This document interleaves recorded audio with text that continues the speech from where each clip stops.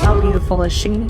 Like, is she not to die? This small handbag you just saw can easily cost you over $30,000. But instead of being outraged at prices like this, there are people saving for months or even years. I will have money coming out of my check and going immediately into another account so that I don't even see it. To buy watches. How much are like all the watches combined? Maybe like 300 grand. Oh my God. It's like an addiction. Once you buy one, it just keeps coming. Shoes. I love them so much that I got them in the nude and the black. And yes, handbags. Louis Vuitton released an airplane bag for $39,000. You know, with $39,000, you can actually get a small plane of your own. But if they all knew the reality behind luxury brands, I bet many of them would make a different choice. Brace yourself as we expose 6 dark truths about luxury brands. Number 1. Luxury brands ruin their clothes on purpose. If at the end of the season there are any products they haven't sold, these companies destroy them.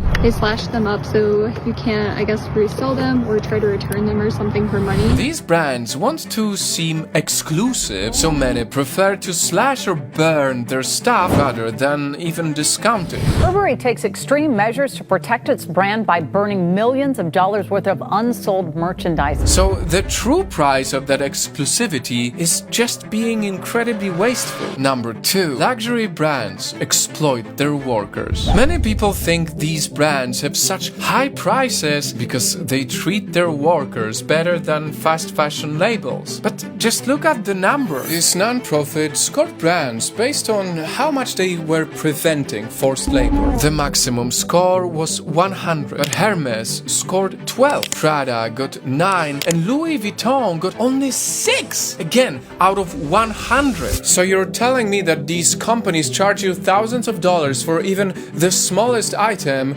but they can't afford to look after their workers. And it doesn't stop there. Many of these brands have made in Italy labels that make you believe their products are being made in Italian workshops. But in some cases, that couldn't be further from the truth. Many of these products are made in huge factories by immigrant workers who are paid as little as €3 an hour and risk being beaten if they made mistakes. These poor people work long days. They don't have insurance and have no way to complain if they get paid late or not at all. Now, where is the luxury in that? Number 3. The quality of luxury brands doesn't always match the price. These labels argue that their prices are so high because each of their products is made carefully with great care and attention. And sometimes that might be the case, but many other times this is what happens. You can see the material is extremely sheer, that there's a lot of manufacturing quality control issues. Do not get this bag. If you look at it the wrong way, it will scratch. You can see that the insole is lifting and almost looks like those straps are hiking it up. Over time, what will happen is a lot of dirt and dust will be trapped under that hole here. Many of these products need constant repairs, making you spend even more money on them. You might save for months to get them, but how long will they really last? And that's not all, because a lot of these are uncomfortable or even painful to wear. I wore them out of the store and then promptly fell on my face. I call them the lipstick holder because literally this is the only thing that I carry inside my mini Kelly. Golden Goose hurt your feet, especially the ones with sparkles. It's like blood every time I wear these. Most people would immediately stop shopping at a regular brand if the products were this uncomfortable. But with luxury, it seems like you are the one that has to adapt to the product. Number 4. You have to prove yourself to these brands before they let you buy their star product. Do you want an expensive fancy bag?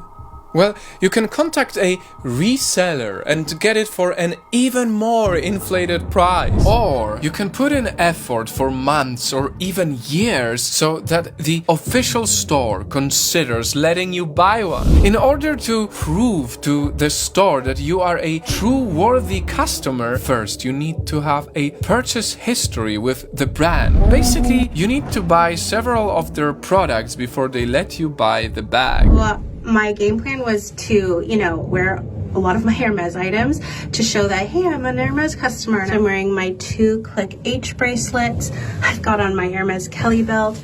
I've got on my Hermes CDC belt. I'm wearing my twilly around my neck. And when you visit the store, you need to dress well and show knowledge of the entire Hermes line. Once you finally get the chance to buy a bag, you might not have a lot of choice when it comes to style and color, and yet they cost tens of thousands of dollars. And this doesn't only happen with Hermes. And I was on the waiting list for about 4 months before I got a call about this watch. And the thing is, they only give you like 2 seconds to say yes or no. I have no idea what I'm gonna say when I actually get into the authorized dealer. Like, I can't just be myself. I have to make up a story about my life. Luxury brands rely on what is called manufactured exclusivity. They create limited editions and hard-to-get items to make you feel like you need to buy them, even if it means spending a lot more than you planned. This one is, they have been made 80 worldwide. This is the number 56. That there are 80 pieces all over the world, spread it in all our locations. Number 5. Luxury brands manipulate you. Did you know there's something called the Pretty Woman effect? So, in the movie Pretty Woman, Julia Roberts' character is disrespected at a luxury store.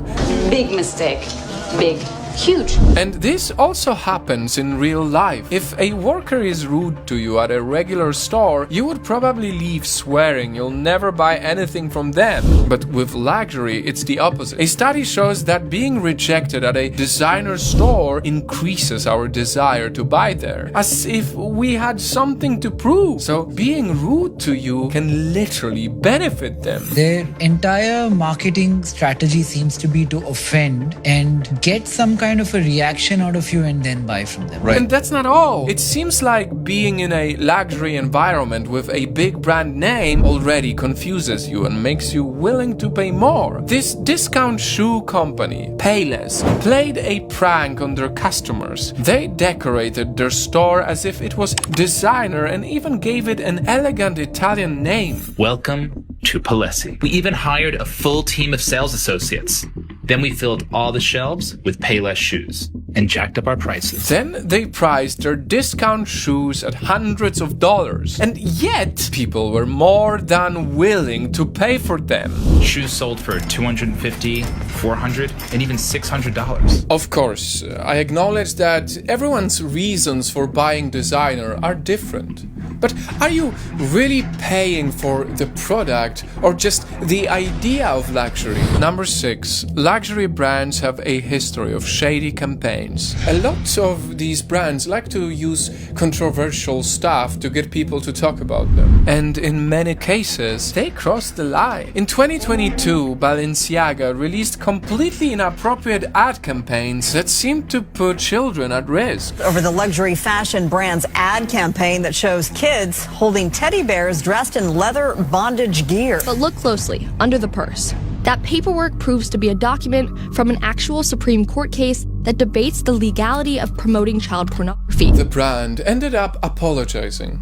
But what was the point of using this to promote clothes and accessories? There are dozens of cases with tasteless images being put on the runway. A model has staged a silent protest at Milan's Fashion Week, calling out Gucci for designs that resembled straitjackets. Is this really art or just a way to get people talking? And of course, the way they treat models during these fashion weeks and campaigns is just not okay. Like tears were streaming down my face because for like 2 hours he was trying to braid my hair. My agency told me that the response from my first day of castings for shows was that I had gained too much weight and was unusable for the shows. Listen, I understand why people value luxury. For some, it's a material way to show that you have worked hard to earn money, worked hard to save, or even worked hard just to be valued. But true success is not shown by status or by the things you own. True success is being able to choose investing in things that reflect your values. Values like respect, compassion, and honesty. So the next time you're about to buy luxury, ask yourself, is this really worth it?